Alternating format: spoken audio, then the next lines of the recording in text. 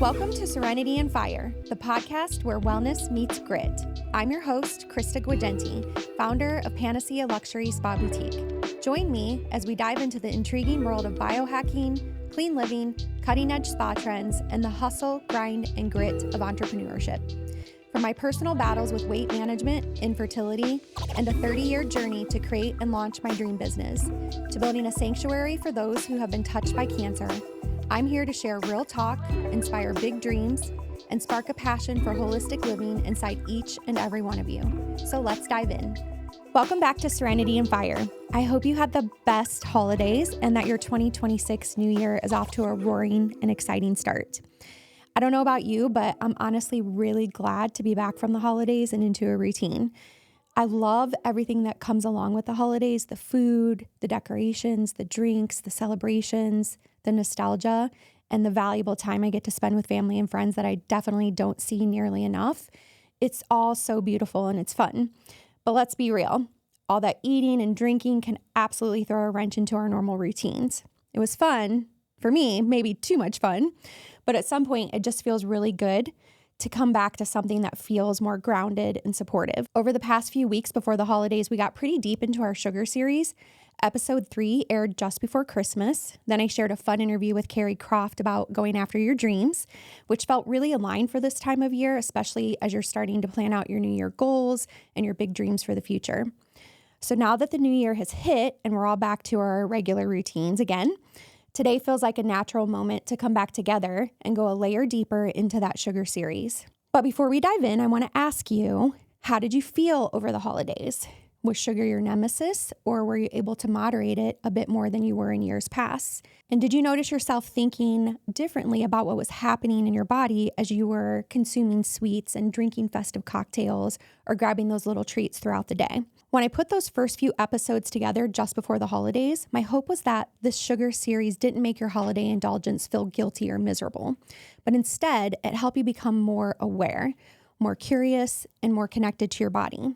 And as many of you are stepping into new health goals for this new year, like so many of us do at this time, maybe you're doing a no sugar January, maybe you're trying to make more noticeable changes and shifts in your energy levels, or you're working on insulin and metabolic health. Whatever you have planned, I want to support you in every way possible. So let's dive back into our sugar series and see what else we can learn together. But first, I want to briefly revisit that sweetener hierarchy that I mentioned in episode 3 of the sugar series. So remember, your best sweet choices, the ones that are going to be the most metabolically gentle on your body, are going to be monk fruit extract, stevia extract, lucuma, and allulose. You want to use the following sweeteners sparingly, and those would include honey, maple sugar, coconut sugar, raw cane sugar, sugar in the raw, and agave. And you want to be very cautious with sucralose, ACE-K, saccharin, and blends with maltodextrin. And if possible, you want to entirely avoid fruit juices, sodas, sweetened coffee drinks, you know, the ones we love so much from Starbucks, energy drinks, and smoothies with concentrated sweeteners in them. Okay, now that we've talked about sugar, sweeteners, cravings, glucose, and insulin in these past few episodes, it's time to talk about what happens when insulin finally drops low enough for the body to access stored fuel. So let's start with a simple but crucial reminder of one thing, and that is fat burning doesn't shut off because your body forgets how to burn fat. It shuts off because insulin blocks our access to that fat. So whenever your insulin is elevated, your body is in storage mode. Glucose becomes the primary fuel and fat stays locked away. So if you're eating frequently, even if it's healthier foods, or constantly tasting sweetness, insulin never gets low enough to unlock the fat stores. And over the holidays, I think for me at least, this is where the real shift really occurred this year. I still enjoyed some of those yummy Buckeyes and those festive cocktails, actually many festive cocktails, but I tried to be mindful of how often I was grabbing for something and how long of a period of time I was indulging in those sweets and drinks. Because what I never realized before was that even if I grab for something little, let's say it's another Buckeye, they're small, right? And honestly, for me, I was thinking it's dark chocolate and it's peanut butter, so one little Buckeye can't be that bad. But every time you do that, it amps up your insulin production again. And I never really thought about that in the past. When you're snacking like that, even if it's just every 2, 3, 4 hours, your body never gets the break it needs to allow your insulin levels to drop low enough so that you can get into that fat burning mode. I used to think that if I was hungry, my metabolism must be cranking, but that is just the opposite. And that's why so many people feel stuck. They're burning glucose all day long, but they just can't get to their fat stores. So as I shared before, all of this is not happening due to a lack of motivation on your part. You can be doing all the good eating, the diets, and all the things, but if you're not doing it right, that's the problem. And it's just plain and simply the way our bodies work and how they respond to us having these, constant bouts of eating and never allowing our insulin to get low enough. So before we talk about how to change all of that, I want to share something personal because I think this is where a lot of people start to really get discouraged. Sometimes people assume that because I live in the wellness space and I own a luxury spa, I must have always had all of this figured out. But for years, I was the queen of the healthier sweeteners: coconut sugar, organic maple syrup, raw honey, monk fruit blends. Anything with the word natural literally felt like a free pass to me.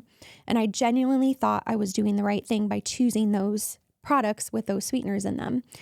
It wasn't until I really dug into the physiology of my body that I realized my body honestly doesn't care how virtuous the branding is. It cares about glucose, it cares about insulin, and it cares about how frequently I'm dosing myself with sweetness, no matter what the form of it is. I'm still working on making the shift, and I'm not eliminating sweeteners altogether because I definitely love my dark chocolate and literally anything with cacao in it, but choosing sweetness with intention has made a big difference for me. Now, if I'm going to have something sweet, I really try to make sure that it's dark chocolate or cacao based and that I'm having it in my eating window, which we'll talk about later when we get into the topic of fasting. But by doing this, being more mindful of what I'm eating and when I'm eating it helps calm my cravings, better normalize my hunger. And when I really pay attention, I notice a huge difference in the amount of inflammation in my body and also in the amount of control I have over how my brain thinks about food. And when I get a craving, I try to grab something that's more metabolically supportive and non-disruptive to my fasting window. For example, yesterday I was at the grocery store.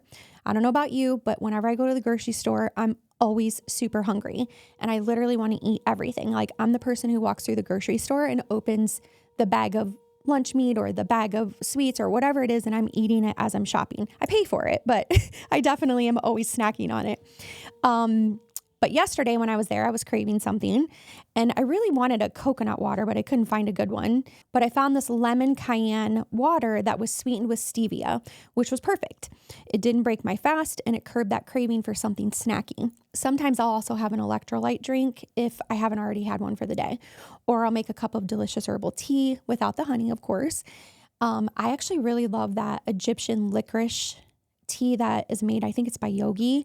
Or that lemon loaf tea by Tazo. Oh my God, I love that one. It tastes so good. And neither one of them actually need any sweeteners in them. They're so delicious. And then we have tons of incredible flavors at Panacea too. Strawberry rhubarb, peanut butter and jelly, dark chocolate cherry, or just to name a few. So if you need some good teas, definitely pop by the boutique. And that said, here's a key takeaway that sets up everything else we're going to talk about today. The sweeter something tastes, the more your brain anticipates calories, even if the sweetener contains 0 calories. That anticipation triggers dopamine, cephalic insulin release, and then the increased desire for more sweetness. This is why some people find that 0 sugar products actually keep them stuck in those food cravings. But here's the deeper truth. Your metabolism stays flexible when you reduce the overall sweetness in your life. And this is especially true when the sweetener you're removing is calorie-free. Sweetness keeps the reward loop activated. Neutrality calms it. When the reward loop calms down, insulin has space to fall. One of the questions you're probably asking is, why doesn't something like stevia trigger cephalic insulin release and cravings? And I say this because that was one of my questions while going through this insulin glucose discovery. So I'm sure it's probably one that you're asking yourself too. And it's a great question. And here's the answer. First, let me remind you of what causes that cephalic insulin release. This happens when the brain tastes sweetness and then the brain expects calories. The pancreas actually releases insulin in anticipation of glucose, even if you haven't had it. The response is strongest when sweetness tastes sugar-like, when sweetness is paired with a dopamine reward, and when sweetness has historically been associated with calories. This is why sucralose and ACE-K, which are found in things like Diet Coke, are more likely to trigger this. Stevia is different though, because stevia's sweet compounds, again known as the steviol glycosides, are not interpreted by the brain the same way as sugar is, and here's why. Stevia binds differently to sweet taste receptors than sugar and artificial sweeteners do, so it produces sweetness without the same dopamine reward signature. Less dopamine equals less anticipation, which equals less insulin signaling. Stevia also does not mimic sugar's metabolic promise. Sucralose tastes almost identical to sugar. Stevia does not. That slight bitterness or herbal note makes a big difference. It tells the brain, this is sweet, but it's not sugar. So the body does not prepare for a glucose load in the same way with stevia because it does not raise blood glucose at all. And when glucose doesn't rise, your insulin response is minimal or absent. No crash follows. Ghrelin, that hunger hormone, doesn't spike, and cravings don't rebound. And this is really huge because the moral of the story is that many cravings are not from sweetness. They're from the crash after insulin overshoots. And since stevia does not spike insulin, there's no crash. And that is why pure stevia doesn't cause cravings like sucralose or ACE-K. Another great benefit of stevia is that it may actually improve your insulin sensitivity. Some evidence suggests that stevia enhances insulin signaling, reduces post-meal glucose, and may blunt glucose spikes when consumed with carbs. This is the opposite of a craving amplifier, but there is one important caveat. Stevia only works when it's pure. Many stevia products actually also contain erythritol, maltodextrin, dextrose, inulin, and something called natural flavors. Those fillers can actually stimulate insulin, cause GI distress, and or perpetuate cravings. So when people say stevia actually makes me crave sugar, often the problem isn't the stevia, it's the blend. So you have to be on the lookout for that in your ingredient lists.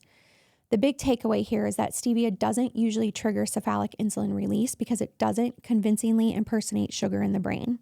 Less dopamine response, less insulin anticipation, no glucose spike, and therefore no crash-driven craving loop. And the added bonus is that stevia also doesn't break a fast, which is why the electrolytes I personally take are perfectly fine to have when fasting, at least if you're fasting for weight loss or ketosis. Maybe not so much when you're doing a strict water-only fast where you're trying to achieve autophagy, but that's another story that we'll get into later in the show.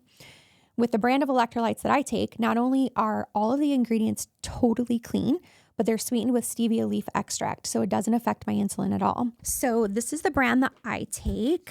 We'll pop some photos of these into the show notes and on social so that you can see them. You can pick these up at Panacea. Again, I love them because they're sweetened with the pure stevia leaf extract, and they also come in either lemon, lime, or orange flavors, but they taste so delicious. And these particular electrolytes are professional grade formula that are crafted with premium minerals like Himalayan sea salt instead of sodium chloride, as well as calcium citrate, magnesium citrate, potassium chloride, and vitamin C. Plus, the lemon, lime, and orange flavors that are in both of these products come from real fruit. And the coloring actually comes from real ingredients like turmeric, beetroot powder, and spirulina.